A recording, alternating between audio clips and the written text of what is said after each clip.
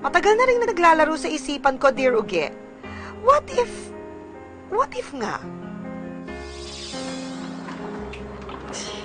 Sarado na po.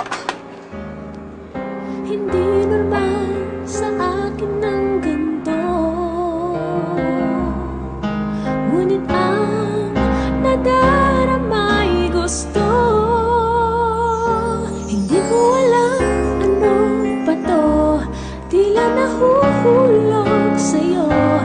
Bakit lumulukso ang puso ko kapag nariyan ka na?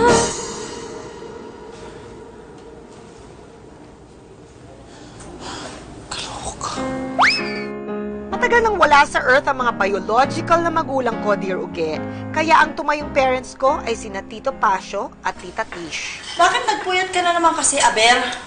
Hindi ba ang sinabi ko sa'yo, importante ang beauty sleep, Bong? I know, Tita Tish. Oy, ano ba yung panaginip mo, Be? Tito Pasio, si Samantha po. Oh, si Samantha lang pala. Anong problema? Kasi po, dun sa dream ko, nag-kiss kami. Sinasabi ko na eh! May ilang percent ka pa ng pagkalalaki na sa katawan mo, Be! Nice Tito, one. I'm sure naman na hindi talaga ako straight eh. Kaya nga, natakot ako na ganun yung panaginip ko. Ko, panaginip lang yun. Hindi mo ba naririnig yung mga sinasabi nila? Nakabaliktaran ng panaginip ang nangyayari sa totoong buhay. Tita Tish, hindi. Real life to kasi may nafe-feel talaga ako para kay Samantha. And natakot ako kasi ilang buwan ko na itong nararamdaman. Be, imposible yan. Mas babae ka pa sa akin eh. Honey Bunch? Huwag mo nang kontrahin.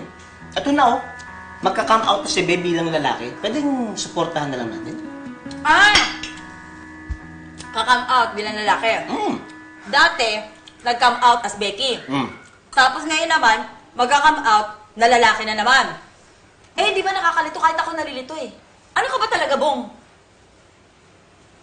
Tomboy. Ay, ang ganda. Ay, wala. Kumain ka na.